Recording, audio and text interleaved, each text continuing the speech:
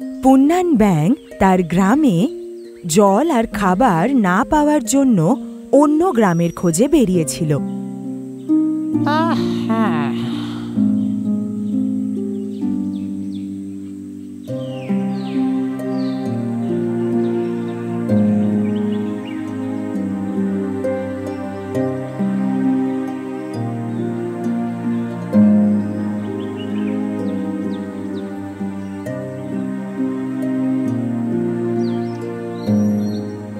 ব্যাংটা শুনেছিল যে গ্রামে যাওয়ার পথে নাকি একটা ঝিল পড়ে, যেটা কখনো শুকোয় না।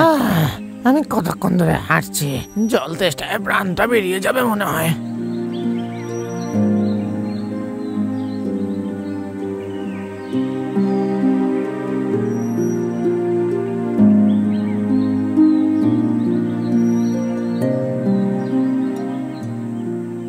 দূর থেকে একটা বাগান দেখতে পাওয়ায় পুন্নান ব্যাং আনন্দে লাফাতে শুরু করে।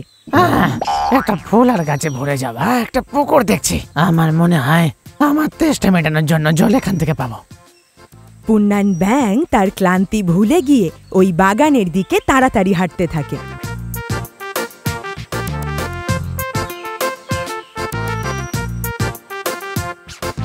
ওই ঝিলটাতে অনেক সুন্দর সুন্দর মাছ বসবাস করত, কিন্তু ওই মাছগুলোর নিজেদের সৌন্দর্যের ওপর অনেক অহংকার ছিল। বন্ধুরা, কাল তোমরা যেভাবে ওই কাকটাকে ভয় দেখিয়েছিলে, আমার তো খুব মজা লাগছিল। আমাদের কোনো বন্ধুর দরকার নেই, আমরা একজনই ঠিক আছি। হ্যাঁ হ্যাঁ, আমরাই যথেষ্ট। যতই হোক এই জায়গাটা তো আমাদেরই, বলো? আমরা এখানে কাউকে আসতে দেব না। এই বন্ধুরা, এদিক দিয়ে লাফিয়ে দেখো, দুর্দান্ত লাগে। আরে বন্ধুরা, ওই দেখো একটা ব্যাঙ আসছে। এই দিকে নয়, দেখে মনে হচ্ছে অন্য কোনো দিকে যাচ্ছে। আরে না না, ও তো এদিকেই আসছে। কি অদ্ভুত দেখতে, দেখো ওকে। ও যদি এদিকেই আসে তাহলে ওকে তাড়িয়ে দিতে হবে। আমার ব্যাঙের মতো দেখতে জীব পছন্দ না। আসতে দাও ওকে, আমরা ওকে একটা দারুণ শিক্ষা দিয়ে তাড়িয়ে দেব। ততক্ষণে পুন্নান ব্যাং ওখানে পৌঁছে গিয়েছিল, আর তখন সব মাছগুলো একটা বড় পাথরের পিছনে লুকিয়ে পড়ল। পুন্নান ব্যাং ওই ঝিলে নেমে পেট ভরে জল খেল। জল খেয়ে প্রাণটা ভরে গেল। তুমি কে? শুনতে পাচ্ছ না তুমি? কে তুমি? এখানে কেন এসেছো? এটা তো আমাদের জায়গা। হাই বন্ধুরা, আমার নাম পুন্নান। আমি অনেক দূর থেকে এসেছি। এখানে জল দেখতে পেলাম। আসলে আমার খুবই তেষ্টা পেয়েছিল, তো তাই এখানে এলাম। তার মানে কি এখানে যে কেউ চলে আসতে পারে? এখানে শুধু আমাদের জন্য জল আর খাবার আছে। আমরা এটাকে যে কাউকে কিছুতেই দেব না। চলে যাও এখান থেকে। আরে তুমি এমন কেন বলছো? আমি আর কোথায় যাব? আমি তো এখানের অন্য কোনো জায়গা চিনি না। ভালো হবে তোমার এখান থেকে তাড়াতাড়ি চলে যাওয়া। তুমি পরিষ্কারও না, আর দেখতে তোমায় কি বাজে। ছি, তোমাকে দেখে আমার কেমন অস্বস্তি লাগছে। যাও এখান থেকে তাড়াতাড়ি। আমাকে দয়া করে এরকম বলো না। তোমরা কি মোটেই আমাকে বন্ধু ভাবছো না? ছি, তোমাকে আমরা আমাদের বন্ধু বানাবো? ছি, আমাদের একটু ভালো করে দেখো। আমরা এই পৃথিবীর মধ্যে সব থেকে সুন্দর। আমাদেরকে দেখো, আমাদের সৌন্দর্যটা দেখো। আমরা তোমাকে নেব? তুমি কি খারাপ দেখতে? তোমার সাথে থাকবো? ছি ছি, কুৎসিত ব্যাং। এই অদ্ভুত দেখতে প্রাণীটা কি বলল শুনলে? ও নাকি আমাদের বন্ধু হবে। বাহ, কি দারুণ ইচ্ছা না?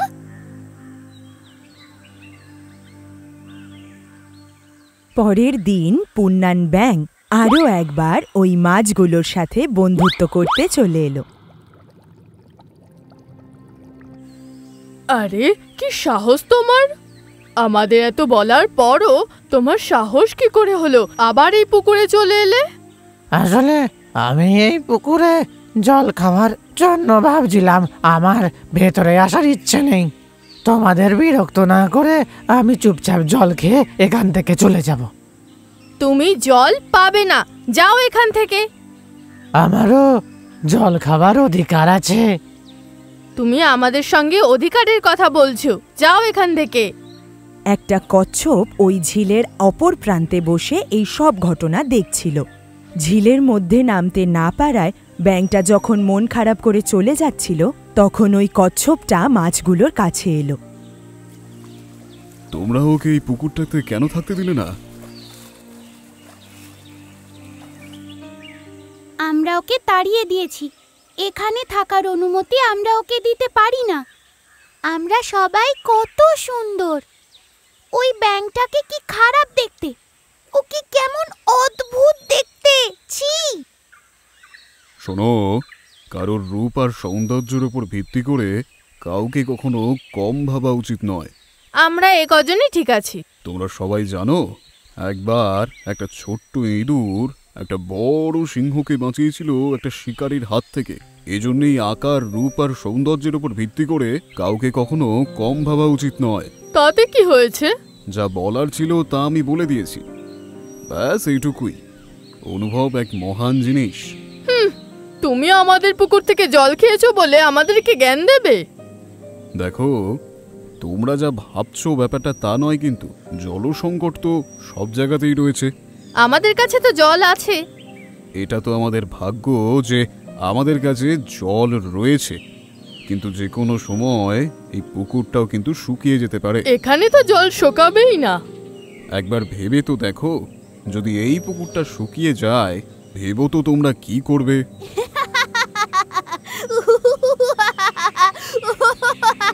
এই কচ্ছপটা কি বোকা! তোমরা কি একটা জিনিস জানো? তোমরা তো সবাই শুধু জলেই বেঁচে থাকতে পারবে, কিন্তু ওই ব্যাঙ ডাঙায় যেমন বাঁচতে পারবে তেমন জলেও সে বাঁচতে পারবে। এজন্যই ওকে কম ভেবো না কিছুতেই। তোমরা ওই কচ্ছপটার কথা শুনলে? ও তো আমাদেরকেই বোঝাতে চলে এসেছিল। হ্যাঁ হ্যাঁ, আমাদের জন্যই পাওয়া এই জল খেয়েও ওই কচ্ছপের কতটা অহংকার। এরকমই একদিন একটা জেলে ওই ঝিলের কাছে এলো।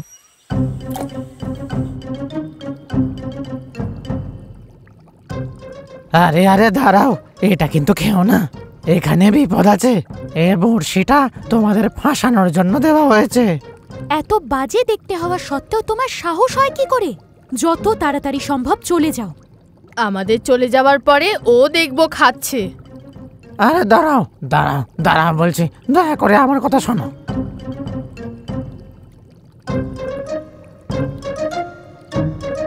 আরে আরে, যদি আমরা ওটাকে ধরে নিতাম তাহলে? হ্যাঁ, আমি জানি এতে বিপদ ছিল। তুমি আমাদের ক্ষমা করতে পারবে? আমরা তোমার সাথে খুব খারাপ করেছি, তারপরেও আমাদের ওপর না রেগে তুমি আমাদের জীবন বাঁচিয়েছো। ব্যাং দাদা, আজ থেকে তুমি আমাদের সব থেকে ভালো বন্ধু হয়ে থাকবে। তোমার যত দিন ইচ্ছা তুমি এই জলে থাকতে পারো।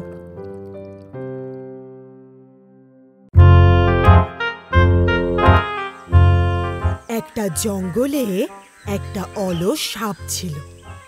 ও ছোট ছোট প্রাণীদের বোকা বানিয়ে ওদেরকে খেয়ে নিত।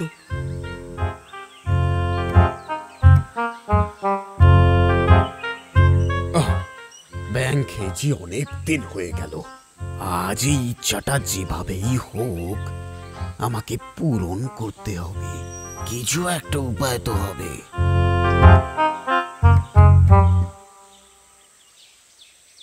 পাশেই একটা পুকুরে অনেকগুলো ব্যাঙ আড্ডা দিত।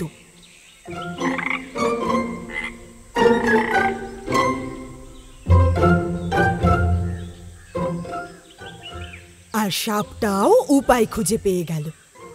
কিছুক্ষণ পরে সে ব্যাঙগুলোর কাছে পৌঁছে গেল। ওরে বাপরে, সাপ!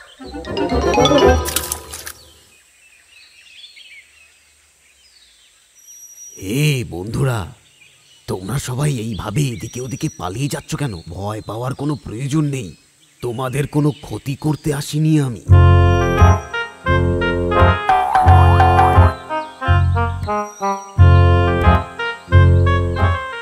আরে, আজকাল আমি নন ভেজ খাওয়া একদম ছেড়ে দিয়েছি। একটা প্রাণীও আমি আর হত্যা করি না। পুরোপুরি নিরামিষ খাবার খাই এখন। আমাদের বোকা বানানোর চেষ্টা করো না। হ্যাঁ, এগুলো তোমার চালাকি নয় তো? না, আমি তোমাদের সাহায্য করতে এসেছি, সত্যি বলছি। সেটা কিরম করে?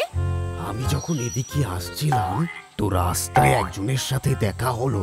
সে বলল সে নাকি এই পুকুরে ব্যাঙ ধরতে আসছে। এই জন্য আমি তোমাদেরকে খবরটা দিতে এসেছি, যাতে তোমরা নিজেদের প্রাণটাকে বাঁচাতে পারো। সাপটা যখন ব্যাঙগুলোকে এসব বলছিল, আমার তখন সন্দেহ হতে লাগলো, আর ব্যাঙগুলোও ভাবতে লাগলো।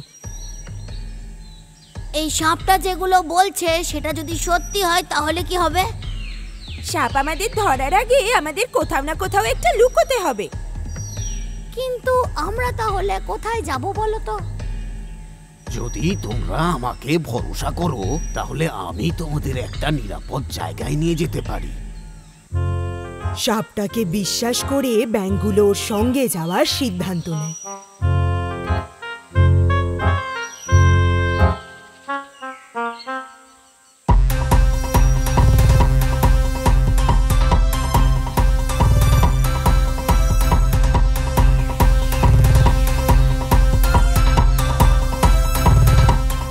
আমি তো শুধু একটা ব্যাঙের পা খাবো ভেবেছিলাম, কিন্তু এখানে তো দেখছি 12টা পা রয়েছে।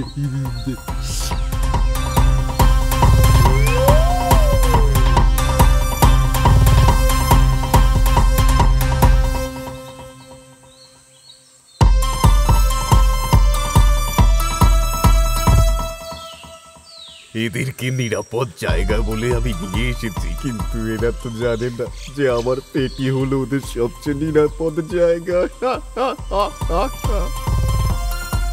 আরে সাপ মামা, তুমি মনে মনে কি বিড়বিড় করছো? আরে না না, কিছু না।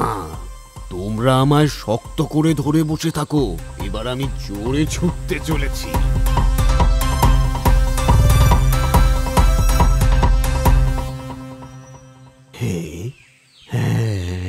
এদেরকে নিয়ে আমি গুহার ভিতরে চলে যাই।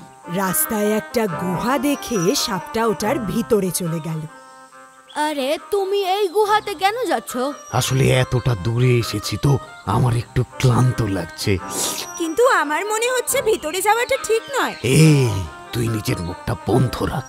ভেতরে গিয়ে একটু আরাম করে দেওয়া যাবে, আর আমার পেটটাও একটু শান্তি পাবে।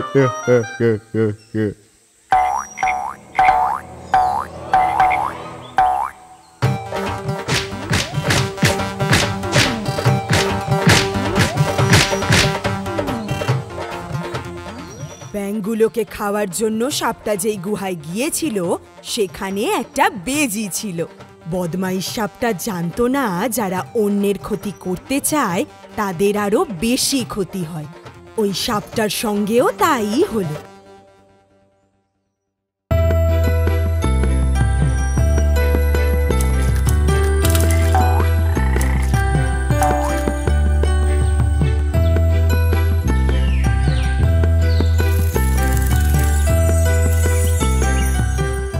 মা, ও কে উঠছে? কি সুন্দর দেখতে। এটাকে ফড়িং বলে। আমি ফড়িংটাকে কাছ থেকে দেখতে চাই মা।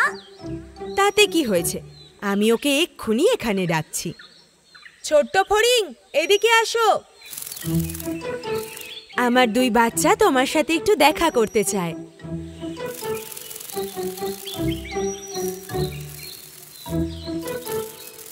আচ্ছা, তোমরা দুজনে খুব ভালো করে দেখে নিও। ফড়িং, তোমার ঘর কোথায়? ও, কোনো একটা ঘরেই তো আমি থাকি না। রাত্রিবেলায় গাছের তলায়, বাকি সময়টা সবার থেকে লুকিয়ে এখানেই শুয়ে পড়ি আমি। আর আমরা ব্যাঙেরা জলের মধ্যে ডিম পাড়ি। আচ্ছা, আমরাও এভাবেই ডিম পাড়ি। তাহলে ডিমগুলো জলে ভেসে যায় না? না, আমরা স্থির জলে ডিম পাড়ি, তাই ডিম ভেসে যায় না। কালকে আমিও একটা ফড়িং দেখলাম, কিন্তু তোমার মতো ও এতটা সুন্দর ছিল না, আর ওর তো এরকম সুন্দর পাখাও ছিল না, তাই জন্য উড়তেও পারছিল না। ওহো, এ আবার কে? আমি যখন জিজ্ঞেস করলাম তখন বলল ধুলো মাটিতে ডিম পাড়ে। ও ও, এবার আমি বুঝতে পারলাম। চলো আমার সঙ্গে, আমি ওর বাড়ি দেখাচ্ছি।